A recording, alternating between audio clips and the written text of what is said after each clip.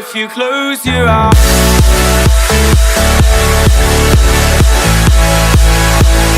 Trading Places. So the story of Trading Places is about one guy played by Dan Aykroyd who is a really rich, successful guy in a high up place with loads of servants and is a gentleman in the gentleman's club, so obviously he's got a very nice life. And also Eddie Murphy, who is a really poor guy, absolute scum, does all the wrong things and is just, you know, he needs help. So these two here who actually own Duke and Duke because they are the two Dukes, the brothers, one of them decides that it'd be a really cool experiment if they were to switch places with Eddie Murphy and Dan Aykroyd. Wouldn't it be cool to see if it would actually work, if scum could be transferred into hierarchy and hierarchy would be transferred into scum? The other brother isn't convinced, so they decide to place a bet. A $1 bet. Oh, that'll get you. And essentially, that whole story there, I think, is actually awesome. The story is really, really clever. Because at the very start of this movie, it does just show you how being a gentleman works with gentleman clubs and the job he works in and all of that kind of stuff, and also with Eddie Murphy, how he lives being a scum and ripping people off and, you know, living a life of poverty, really. And for me in particular, in the real world, who lives in kind of basically the middle of all that, you know, I'm not a gentleman by any standards, but I'm not poor by any standards either, so it's interesting to see how one and the other works incoherently. The middle segment of the movie is just full of comedy. It's just really just showing you what happens when one place goes to the next and the other place goes to the next. It's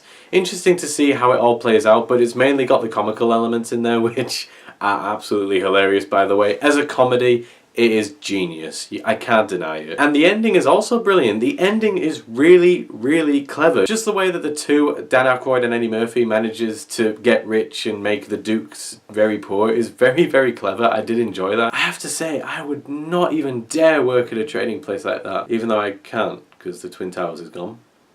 Anyway, in terms of acting performances, I had no questions or quarrels about any of them. I thought all of them played their roles brilliantly. Dan Aykroyd was still funny as usual. Eddie Murphy, I thought, was still brilliant with his energy. The amount of energy that guy has is absolutely unbelievable. Jamie Lee Curtis as well, I thought was absolutely superb. But in particular was Don Ameche? I don't know how you say his name, and Ralph Bellamy, because I just loved how one brother was just kind of out of date and was a racist and was a really mean guy and just was focusing on money, and then you got the other brother who was more focused on the human side and was actually kind of reasonable and sensible in his own little world. But I just love the fact that they worked together so brilliantly. I thought, as brothers go, I thought it worked very well. So yeah, story, acting, comedy, I mean, it's got it all, it really does. The only thing that I don't like about this movie is the train sequence. It's when they're trying to get Clarence Beek's briefcase. I actually did not like that scene at all. And I mainly didn't like it for two reasons. One being the fact that it was just to shoehorn in Jim Belushi, who I do not think is a good actor personally, and I didn't like him whatsoever. But secondly, it was just really silly. Because that's the thing, the comedy throughout the most of the film was funny because of the situations that both Dan Aykroyd and Eddie Murphy were in together. I thought it was very funny how it played out. You know, it wasn't silly, it wasn't outlandish, I didn't think it was over the top, but unfortunately for some reason they just added this scene in to be funny. It's as if they were just kind of like, oh, wait a minute, this is a comedy.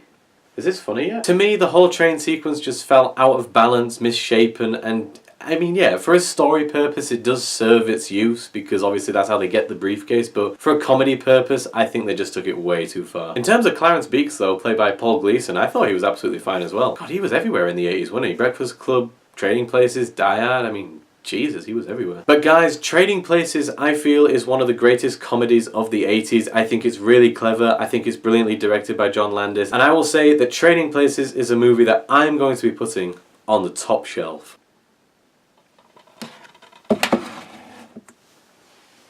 Guys, thank you very much for watching this video. I hope that you enjoyed your stay here, and I hope you will enjoy more videos that is to come on this channel. Now, if you wish to leave a like and subscribe, then that would be perfectly fine by me, but if you also want to leave a comment down below and express your opinions about certain movies, or this movie in particular, then go ahead.